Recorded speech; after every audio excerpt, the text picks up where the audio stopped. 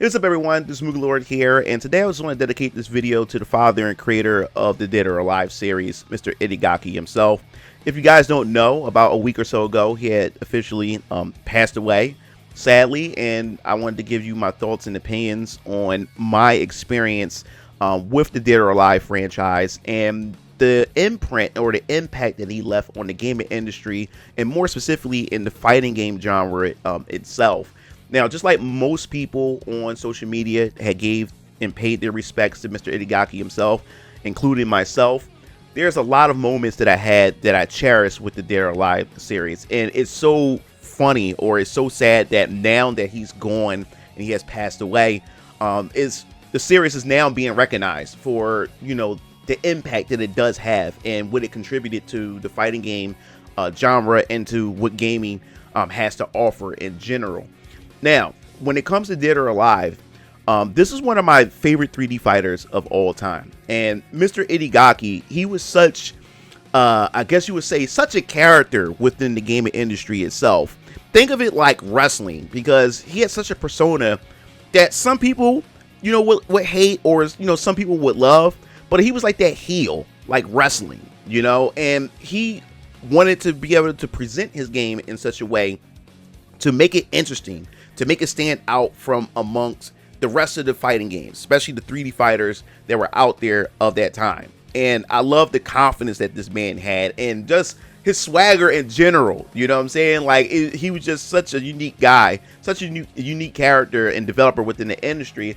And you can also tell that he was a product of his time, where you don't see stuff like that nowadays when it comes to our developers and how they present themselves and stuff. And it was just all for fun and games, and that competitiveness, especially when it comes to Harada from Tekken and Itagaki himself. They pretty much had a rivalry amongst one another, but they were also cool with one another. So this is the things that I miss, because in fighting games, or just in gaming in general, that shared competition, because it helps developers, you know, want to present or produce in a better game, you know, and us as players benefit from that competition. And I really miss that. But when it comes to Dead or Alive, Dead or Alive had a lot of controversy towards it because of how Itagaki had marketed the game and how the game it presents itself. And for many people, they would say that maybe this was the thing that pretty much didn't allow Dead or Alive to elevate to where it should have been.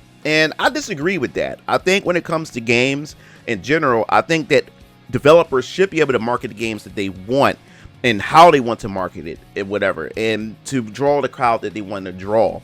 I think Dead or Alive was the game that I would say is a perfect example of judging a book by its cover, because Dead or Alive gets a lot of controversy because of the sexualization of women, and many people think it's a gooner game, and many people see it as that tits and ass game. People feel embarrassed to play it. And we also had that Evo event that we had when it came to Dead or Alive 6, you know, the core values. And we already know how that turned out, especially when it comes to the person that was running Evo at that time. So it was really, really crazy how that all played out.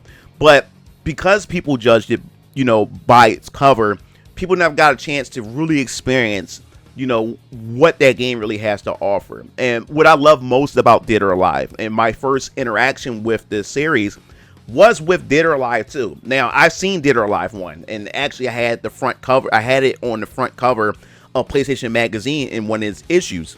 But as I said before, if you've been following this channel, I was never really hardcore into fighting games. I was very, very casual when it comes to fighting games, dating back to Street Fighter 2 on the SNES. And I would just button mash these games and everything, because when it comes to fighting games is such a unique genre compared to any other genre. Fighting games, you really have to sit down and have a relationship with that fighting game. And in order to understand and get the appreciation out of that fighting game, you have to understand it, and the language and how it presents itself, understanding the mechanics. And once you understand the mechanics, you, from that point on, you get to appreciate the game itself and what it's trying to express.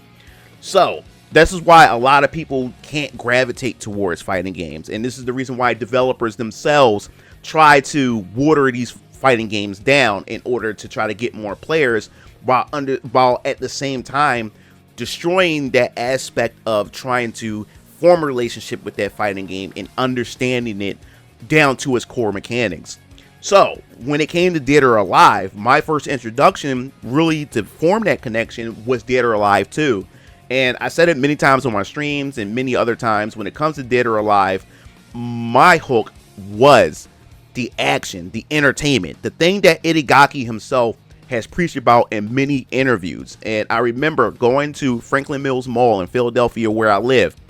My father, my brother Keo, and us, we were going to the electronic boutique, and I remember standing outside as we were approaching the electronic boutique. We see the Sega Dreamcast kiosks right there from where the entrance is at, and all I see is Jan Lee kicking Ian out the window at the cathedral, and the cinematic panning, the camera angle, the distant shot, and showing the player diving in, going after their opponent after hitting them out the window. The stage transition, that's what really got me with this game. And once we ran into the electronic boutique to see what the game is all about, and then once the manager there, who we were cool with, Eli, he came over and talked about the game, discussed the game, and then actually allowed us to play it, because it was only on display, but he allowed us to play it. And then what really blew my mind, especially of that time, it was a 3D fighter with a tag mechanic. Because growing up, if you play any of the Versus games on the PlayStation, it did not have a tag feature because of the processing power of the PS1. Now, if you had the Sega Saturn, those Sega Saturn games, which I believe they were only Japanese releases, you were able to tag. But PlayStation was the home platform that most people had when it comes to trying to play Marvel vs. Capcom and things like that. You couldn't tag. But now the Dreamcast is here, and now we have a 3D fighter that also has these tag mechanics as well. And this is before Tekken Tag Tournament on the PS2 and stuff. So to see this on the Sega Dreamcast was just amazing. Anything I've never seen before, ever seen before. And right then and there, Mr. Eli broke store date just for us because of the amount of money that my dad spent. He spent thousands and thousands of dollars there. So at that electronic boutique, my family's like royalty there. So he broke store date and allowed us to get the game, to buy the game from electronic boutique, and we took it home and just fell in love with it. And that's the thing that made Dead or Alive so unique compared to any other 3D fighter at that time. And in my personal opinion, I always thought that Dead or Alive was going to be that evolution. I understand. I give my props to Virtua Fighter. Virtua Fighter is the godfather of all 3D fighters. It started everything. It pretty much inspired a lot of these games, and especially Dead or Alive. You know, it took Virtua Fighter as its foundation and then build off of that. But I always thought that Dead or Alive was the next evolution to 3D fighters, because it actually took the actual 3D environment and took these levels and made the levels characters themselves. And that's how I see it.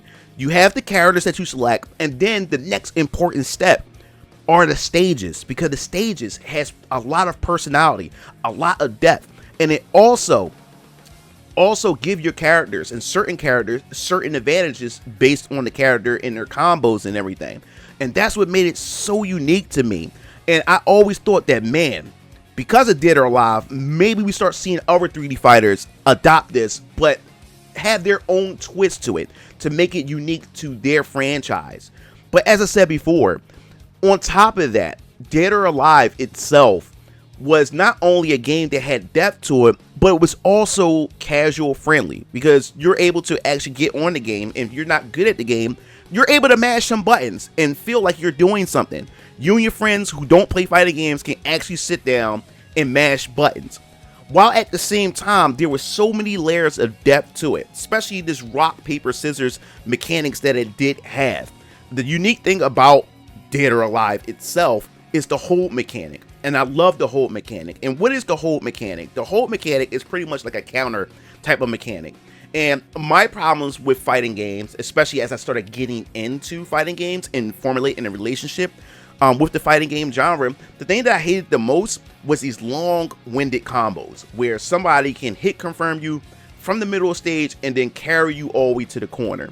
You look at games like Marvel vs. Capcom. The Versus series, to me, is known for this, where you get these touch of death combos and you have no way to get out of these combos. I mean, later on, other games started coming up with different mechanics and stuff, but you still, at the same time, once you expend that mechanic, there's nothing you can do about it. So you have to sit there in the corner and pray to God that they drop the combo, fumble the combo, so you can at least get a breather to be able to play the game. And I always found myself just sitting there watching myself get destroyed. Now, I know you can say it's a skill issue, which it is, because I'm not really good at fighting games, but it does take out the fun for these fighting games, especially when a fighting game has a long-winded life cycle, meaning that these games been around for a very long time, which has legacy knowledge for players who's been following the series for a long time, or once a fighting game comes out and it's been around for a long time, the fan base or the player base get to go on a decline, and then all you're left is with the core fan base that's continues to play the game. So if I'm a new player stepping into this game and the core player has been playing it for months or maybe years, there's no other players that's on my skill level for me to actually get into the game and learn the game. Now I'm playing with a bunch of killers who can just combo me to death, and then it gets frustrating and I don't want to play it. But Dead or Alive, with the hold system, had pretty much alleviated that in a sense, because with the hold system, you can't simply just mash buttons. You can't simply just do these crazy long-winded combos and juggles for a very long time, because with the hold system, I can interrupt those long combos. With the hold system, I can interrupt button mashing. But with the hold system, there's 3 different types of holds you can do based on the property attack of the attack. So if a character attack high, if your opponent attack high, then you have a high hold. If your character attack with a middle, from the middle, then you do a mid hold. And if they attack the feet or lower, you do a lower hold. So you're able to counteract that. So it's more about reading your opponent's patterns and movements. But just because the hold mechanics is there, it doesn't mean it can be abused, because if it's abused, if your opponent is really good, they can bait you to for you to whiff your holds, and then they can punish you with combos. And you can still do long combos. You just gotta learn how to do air juggles, because if you're in the air, you can't hold. So that's the thing you have to learn. So you have to pretty much change the rhythm of your style. You have to change the rhythm, and the goal is to break the rhythm of your opponent. And once you break the rhythm of your opponent, then you can take advantage of it. So there was a lot of depth in mind games that were there, and as I said before, it never got a chance to be fully realized and discovered by the fighting game community altogether, because of, one, the marketing, and the moment people see, sexy girls and how they're presented, people don't want to associate themselves with it. And as I said before, it brings it back to judging a book by its cover. But this is what I loved about Dead or Alive, and I thought that this was going to be the evolution of fighting games, which is of 3D fighters, I would say, which is the reason why I love Tekken 4. Tekken 4 is one of my favorite Tekken games, because it looked like, to me, in my personal opinion, Harada went to Itagaki's playbook and decided to make the Tekken more of a 3D environment. Of course, Tekken 4 is known for its issues with its loops and how broken the environments was. But I truly believe if Harada, instead of just taking that harsh feedback and say, hey, let's just ditch it all together, I think if he would have just stuck with it and just worked on it and improved upon it, I think Tekken would be a totally different beast than what it is today, if they would have continued that full 3D environment with interactables and things like that, from Tekken 4 moving on forward to Tekken 8 that we see today. I think that would be interesting. That's why I always say that Tekken 4 was one of my favorite Tekken games of all time, because of that Dead or Alive DNA. Now, yes, there is some of the developers from Dead or Alive moved over to the other one, to the recent Tekken games, but it's not Dead or Alive as far as like the stage transitions and the interaction with the stages. Is not on the level of Dead or Alive. But as I said before, there was so much there, and Itagaki knew how to cater to his fan base and give the fans what they wanted with Dead or Alive. And the fact is that when Itagaki left, Dead or Alive has just never been the same. Now, when it comes to Dead or Alive 5, I would say that it was the most content-rich Dead or Alive, but it still didn't hold a candle, in my personal opinion, to Dead or Alive, 2 through 4. They were still amongst one of my favorites. And what really broke the franchise was Dead or Alive 6, because they took all of the fan service and they went all the way in with predatory monetization. And the sin of Dead or Alive 6 mostly was that they stripped down the game to very bare bones as far as content is concerned. And also they got rid of the famous tag feature, a feature that everybody within the Dead or Alive fans love, that tag feature, and the multiplayer aspect of what that tag feature had offered, and they removed that down to its core. Like it's just straight bare bones, and the game had deserved to fail the way it did, because not only that it abandoned its core audience, it also just watered everything down and stripped away what gave DOA its core DNA. So with that being said, Itagaki himself, man, I just want to thank you for everything. Because of that, we have never seen a Dead or Alive game ever since. It's just been buried. It's just been disappeared. You just haven't heard anything from it, which is why I have went out of my way, because of the situation with Itagaki. I wanted to show everybody that DOA is a fun game. And I wanted to be able to play online with a lot of you guys. So what I decided to do was I wanted to open up a lobby, the online lobby of Dead or Alive 5 and 6, and actually play it and have a good time and reminisce over some of the best features that it had to offer, and just talk with the community, which I really enjoy. And I love the Dead or Alive community. And I would say this, I was not expecting a lot of you guys to respond to it, but you guys did. And I did an online lobby over the weekend, and we had a good time. And it felt good to be able to play some Dead or Alive with you guys. And I'm hoping to make this a thing. I hope that we're able to continue on to try to bring more players to actually give Dead or Alive a try. Now, as I said before, to play most of the Dead or Alives, most of them were Xbox exclusive. And Xbox Series X is backwards compatible, but the question is, what is the online like? So the reason why I chose Dead or Alive 5 and 6 is because that one is easier to have access to be able to play, compared to the other ones where most people don't really have an Xbox to be able to play. And if they do, some of those games or their online features still accessible. How many people have the originals and stuff like that? But I appreciate you guys coming through and playing with me. And it just felt good to be able to talk about some Dead or Alive, introduce people to Dead or Alive, talking to you guys in the online chat that I had with you guys about your memories and people being curious about it, because there's a lot of you guys who have never played it because of the negative feedback from the outsiders of the Dead or Alive fan base. And the fact is that my Twitter posts had actually brought in newer players who were curious and want to actually give the game a try. So thanks to that post, I was able to get people to actually buy Dead or Alive 5 or Dead or Alive 6 just to give it a try and to hopefully play on streams with me as well. And I think that's pretty cool. So what's going on now? What's going to happen? Itagaki isn't here anymore. He passed away. So what's going to happen to the series? What's going to happen for the future of Dead or Alive? Now, I'm hoping for Dead or Alive 7. I really am. And if there's any hope for Dead or Alive 7, I think we can look towards Ninja Gaiden 4. Because if anything, I thought that Dead or Alive would be the first franchise to come back before another Ninja Gaiden. But we end up getting Ninja Gaiden 4. So to me, that seems like some kind of hope. I know I'm talking with Copium right now, but it sounds like some type of... It sounds like, or it seems like, that there could be an opportunity that we can get a Dead or Alive 7. Especially after it's been trending all over the place on Twitter after Itagaki's passing.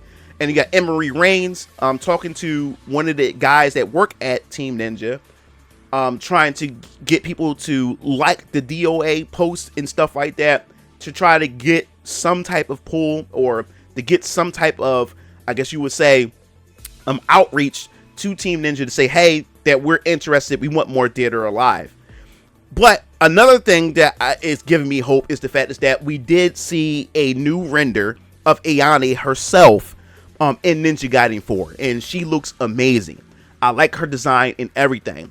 So it kind of gives me hope of the future for Dead or Alive. So when it comes to Dead or Alive and a potential or a hopeful Dead or Alive 7, I would hope that with Dead or Alive 7, in order for it to really shake and move some grounds, it really needs to go back to its core roots.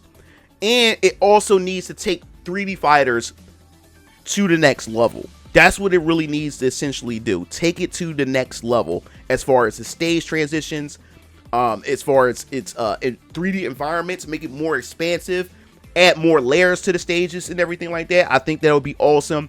Of course, more new original characters. And as far as the character designs, like I said, they have to lean back into their roots, the fan service, and the things that people love about it.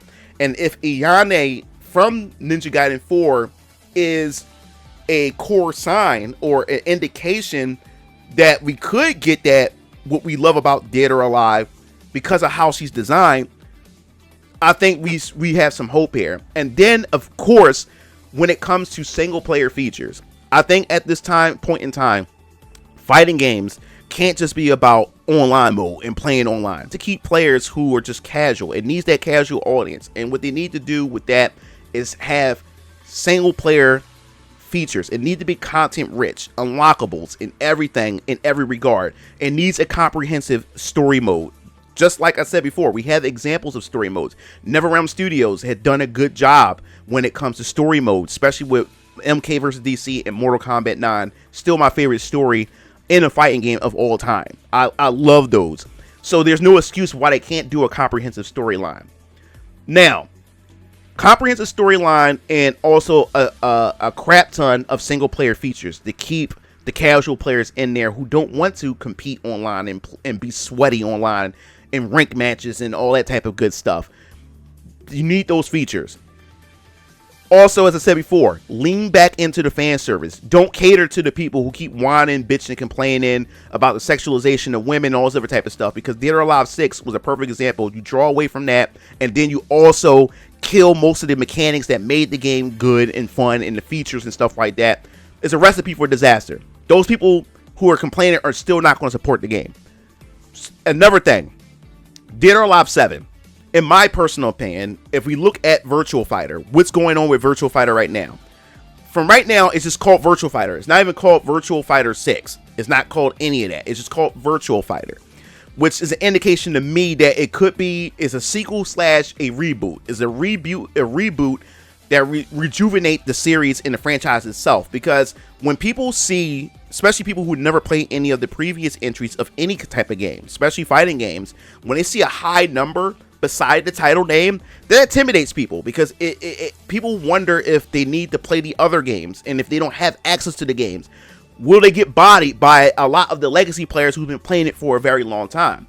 I think with in my personal opinion, what they could do is just call it Dead or Alive.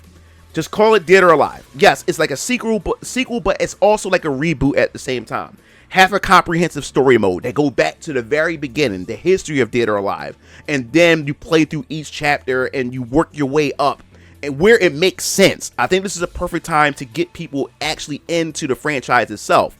Next, what they need to do, if they want to get fans and get newer fans into it, I keep talking about this, it's debatable. I know I probably sound like a hypocrite or whatever like that when it comes to guest characters, but I think what really would help Dead or Alive to get the names and get people to go out there and play it is to bring these guest characters in here that make sense. We see Mai in the previous from King of Fighters and everything, but what we do need is like Tifa from Final Fantasy VII. We need Tifa in there. If it's criminal that she wasn't in the previous games, but if we get Tifa from Final Fantasy VII, and of course she's going to look closer to her Final Fantasy VII remake counterpart, and then you'll be able to get her, and then she can get a shit ton of different costumes, get the bathing suit and things like that. I guarantee you that people will swarm over there to play Dead or Alive 7, or just Dead or Alive, what I'm calling it, Dead or Alive. And people will swarm over there and play it. Despite me hating the fact that Noctis was in Tekken 7, and the fact is that Clive, which I think Clive is an awesome character from Final Fantasy 16, he did not belong in Tekken 8. But the fact is that, looking at the comments, people were like, wait a minute, like Clive, like Clive is in this, I'm buying it. And these are Final Fantasy fans who never played a Tekken game, but because Clive was in there, they went in there and played it. I guarantee you, if you put Tifa, if they put Tifa in there in Dead or Alive 7, people would swarm over to that game. So now you bring in a whole new generation over. You bringing people over to the spotlight, and now people get a chance to see what Dead or Alive has to offer in terms of its gameplay, its core mechanics, the foundation of the fan service, and also now you have a comprehensive story mode to add to Dead or Alive 7, or Dead or Alive, which I call it. I think that would be a recipe for some success here. And also, because it's modern gaming now, we add some crossplay. We need some crossplay as well, and also rollback netcode. I think with rollback netcode and crossplay for a potential Dead or Alive 7 or Dead or Alive, I think that would work. And I think that would bring a lot of fans in to really get a chance to actually experience what Dead or Alive has to offer. But that's essentially it for what I have to say about Dead or Alive, and the contribution that Itagaki had given to the gaming industry, and also to the fighting game genre altogether. I really love Dead or Alive. As I said before, I have a deep fondness for it. While all of my other friends and, relatives who play fighting games moved on from Dead or Alive, I was the only one that was still here, still play Dead or Alive, no matter what. And it's been harder and harder to find people to actually play the game with. I know there's Discords and stuff like that, but it's really hard trying to connect and get people and meet up and link up at the same time to play these type of games and stuff. But hopefully we can get something going on and make it a regular to play some Dead or Alive. But that pretty much wraps up this video. What are your fondest memories of Dead or Alive, and what are your opinions of Itagaki himself? And do you think there's a chance for a revival of the Dead or Alive franchise in the near future? And what do you propose of how they approach a potential Dead or Alive 7 or a reboot to Dead or Alive itself? Definitely get your thoughts in the comment section below. If you enjoyed this video, definitely just hit that like button and that subscribe button, and also that notification bell for more gaming news or gaming opinions here on this channel. This is MugenLord signing off. I'll see you game fiends later. Peace out.